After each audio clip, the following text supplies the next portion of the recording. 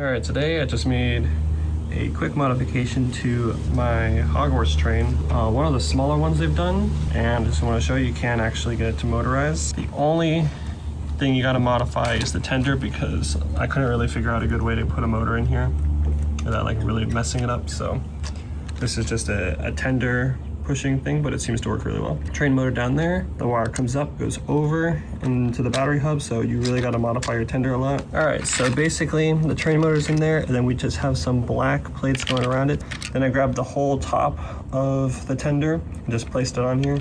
Boom. Obviously you can clean this up a lot better, just make it look like it's cold or whatnot. Fill in this gap, I just didn't bother with that. This is basically meant to just lock the front wheels so they don't really move at all. But when going on turns, that's not gonna work. As you can see, they got messed up there. So what you do, this is a perfect solution.